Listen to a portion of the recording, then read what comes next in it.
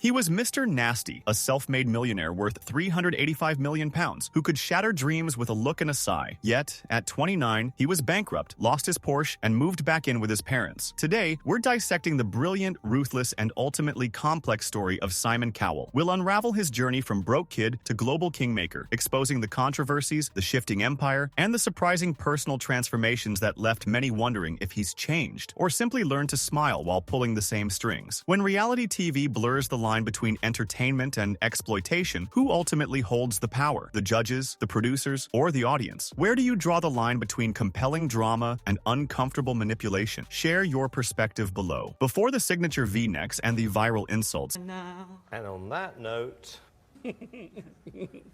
Simon Cowell was just another bored rich kid with a chip on his shoulder, utterly uninterested in playing by rules he hadn't written. Born in 1959 in Lambeth and raised in Elstree, his background was steeped in the arts, his dad in music, his mom in ballet. But Simon was primarily in detention frequently. School didn't stick. He famously dropped out of Dover College, barely scraped together a sociology certificate, and spent his 20s in a chaotic cycle of job hopping, quitting, getting fired, whatever felt dramatic that day. Then came what seemed like a golden ticket. In 1980, his father's connections landed him a job in the mailroom at EMI Music. A dead end, perhaps, for others, but Cowell, with keen observation, watched, listened, absorbed, then decisively ditched the latter and built his own. He launched his own labels, signing smaller acts, and in 1986, struck gold with Sunita's So Macho, a synth-pop fever dream that, against all odds, became a hit. However, this fleeting glory was short-lived. By 1989, his venture collapsed. Simon lost it all. The car, the flat, the cash. At 29, he was broke and back at his parents' house, stripped of his ego and his Porsche, left with just silence. By 1989, from the quiet confines of his parents' home, Simon Cowell began the slow, arduous process of clawing his way back into the music industry. He landed a role as an A&R consultant at BMG, a position that, while not glamorous, crucially got him back in the room. This was his pivot point. He began a new strategy, signing novelty records, anything from the Teletubbies to the Power Rangers, whatever promised to move units. This stark shift from the EMI mailroom to churning out novelty hits demonstrated a crucial realization. The man went from licking stamps to licking the charts. He famously didn't care about being cool. He cared about numbers. This ruthless, results-driven philosophy taught him the golden rule. If people watch it, they'll buy it. Cowell wasn't in the business of being liked. He was in the business of winning. He had found his perfect new battlefield, television. The era began in 2001 with Pop Idol, a new British show with a simple format. The public votes, a star is born. While the actual creator was Simon Fuller, the name that resonated with audiences was unmistakably Simon Cowell's. He wasn't the host or the mastermind. He was the villain and the show's undisputed secret weapon, a man whose scowl was sharp enough to pierce a key change. With every brutally honest, often cutting, insult, that was dreadful, horrendous. You should never sing in public again. Cowell became increasingly magnetic, hated, feared, replayed. Then, in 2002, Pop Idol crossed the Atlantic, rebranded as American Idol, landing on Fox. Cowell came along, not to produce, but explicitly to provoke. His infamous put-downs, "I don't believe Cassandra has a singing talent. She's completely wasting her money," became essential viewing. Wedged between Paula Abdul's relentless optimism and Randy Jackson's laid-back chill, he introduced America to a new kind of honesty, the kind that made you flinch, laugh, and hit rewind. The result? A staggering 22 million viewers watched Kelly Clarkson win Season 1. Cowell was now a global phenomenon. Judging wasn't enough for Simon Cowell. He didn't just want a seat at the table, he wanted to flip the table, redesign it, and sell ad space on the legs. While he hadn't created Pop Idol or American Idol, those were Simon Fuller's shows, with Cowell serving as the memorable face and the GIF. This dynamic fundamentally shifted in 2004. Cowell launched The X Factor, his own format, his own rules, his own empire. The X Factor was more than just a television show. It was a blueprint for emotional chaos, featuring no age limits, bigger staging, and louder stories. Cowell was no longer merely a judge. He was the architect, narrator, gatekeeper. His new machine began minting stars. Leona Lewis, Little Mix, Ollie Murs, James Arthur, all minted in the Cowell factory. Then came the ultimate jackpot, One Direction. 5 boys, initially walking solo auditions, were an afterthought. But Cowell, with his uncanny eye for market potential, saw potential chaos cash. He famously stitches them together like a boy band Voltron. 5 solos walk in, and $1 billion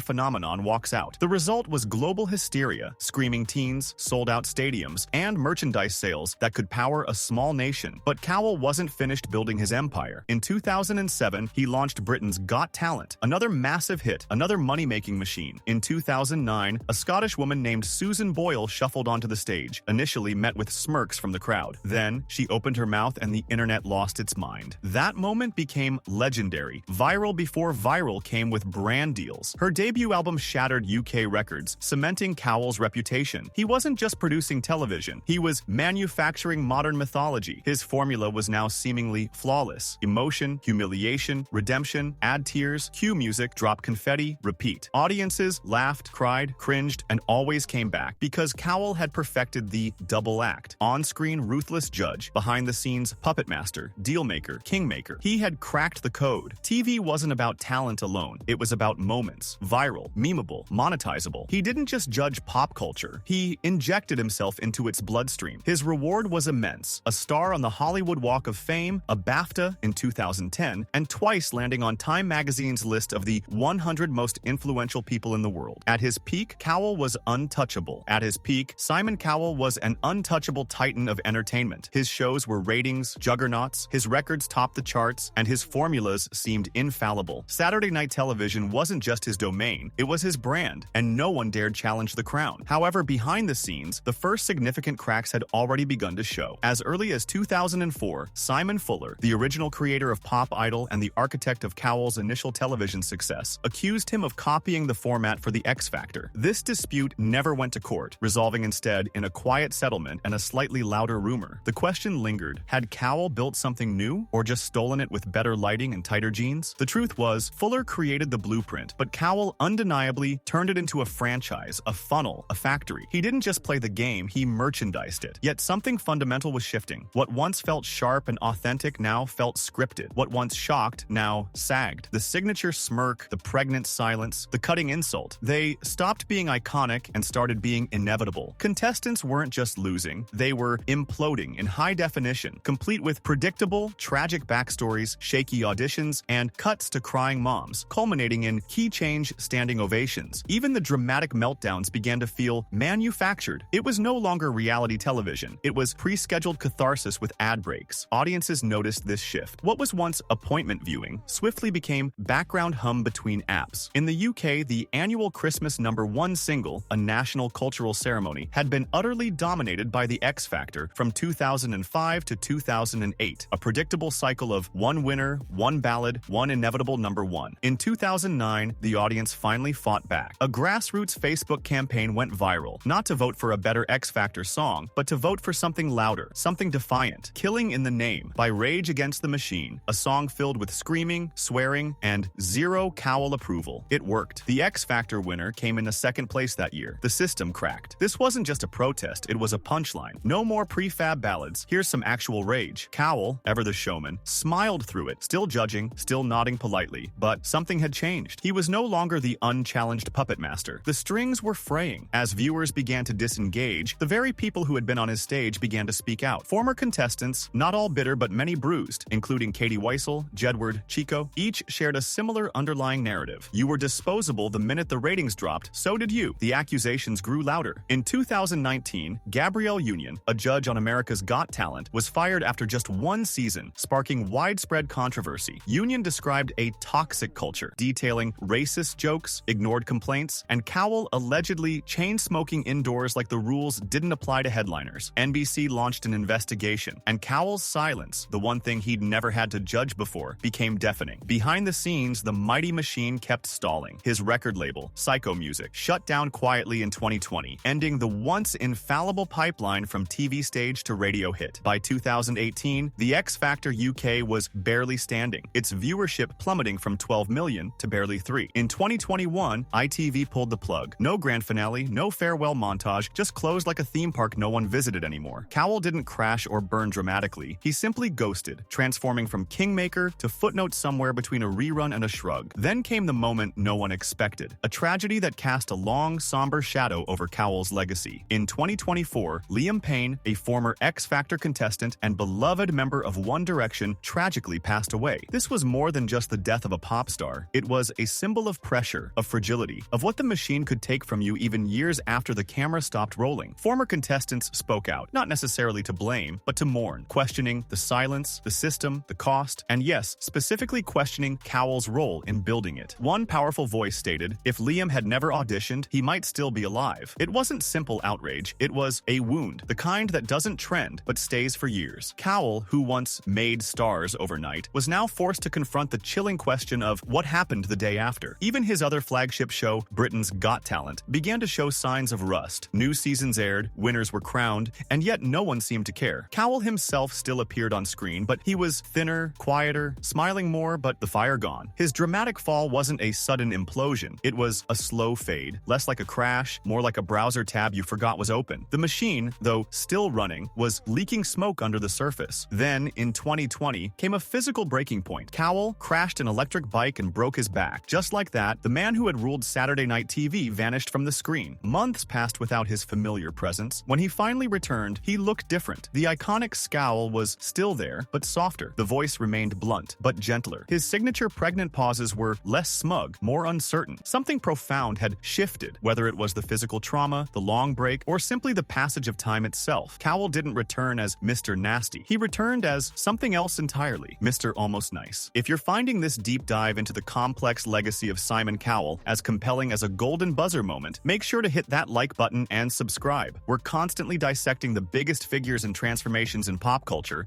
ensuring you stay in the know. Your support helps us continue these honest, often critical explorations. After his near-fatal accident, Simon Cowell began to speak more openly about his son, Eric, and how becoming a father changed his focus, shifting fame to the passenger seat and allowing family to take the wheel. This was a stark contrast to the man who once crushed dreams for sport on screen. The shift in his on-screen persona, while not drastic, was undeniably present. He still judged, but the sting was gone. There were fewer zingers, shorter silences, and the tone became almost polite. He even publicly admitted, I do tone it down now. Audiences perceived this change. Less fear, more warmth. Some welcomed the softened approach, while others just missed the venom that had defined his brand. He attempted new television ventures, such as Walk the Line, a mix of music, money, and nerves, which ultimately fizzled. Yet the attempt itself sent a clear message. Cowell wasn't done trying. He was just trying differently. Whether this was a genuine rebrand or a calculated reset, one thing became certain. The man who once made millions flinch with the pronouncement, "That was the worst thing I've ever heard," was now saying less and meaning more. And perhaps in the end, that silence hit harder than the insult ever did. So, how do we define a man who turned insults into primetime entertainment? A genius, a bully, a cultural architect, perhaps all three. Simon Cowell didn't just shape a genre, he became one. Golden buzzers, emotional montages, jury fights, overnight fame, public tears, marketable trauma. These weren't just elements of a format, they were a Cowell original. He didn't merely discover talent, he industrialized it. His blueprint is everywhere, not confined to Idol or X Factor, but in how we tell stories, how we build drama, how we crop pain into a 30-second clip. His style may have softened, but the stakes and structure remain the same, albeit now with spinning chairs and kinder smiles. Cowell wrote the rules, everyone else simply glittered them. He made it culturally okay to be brutally honest and risky to be vulnerable. He launched global franchises, Idol, X Factor, Got Talent, sold to over 70 countries, watched by hundreds of millions. His stars, Leona Lewis, One Direction, Little Mix, Susan Boyle, some soared, some vanished, but all bore the tag. Made for TV, built for charts, packaged for consumption, best before date not included. Even his insults became part of the cultural lexicon. That was absolutely dreadful. Still heard in TikToks, memes, and sitcoms. He became a caricature and somehow still a legend, earning a star on the Hollywood Walk of Fame and appearing twice in Time's 100 Most Influential. He redefined fame and who gets to have it. Today, reality competition shows are ubiquitous, covering singing, baking, dancing, dating, all sharing the same ingredients: audition, elimination, reinvention, applause. Cowell didn't invent every format, but he proved a bigger truth. Judgment sells. And perhaps that's the twist. Simon Cowell didn't just build a genre, he built a reflex, one we still carry into every scroll, swipe, and comment. We live in a world of constant evaluation, where the buzzer is always there. He built a mirror, a reflection of what we value, what we reward, what we're willing to watch again and again and again. He made it okay to be harsh and profitable to be emotional. He didn't just turn judgment into entertainment. He turned audiences into judges,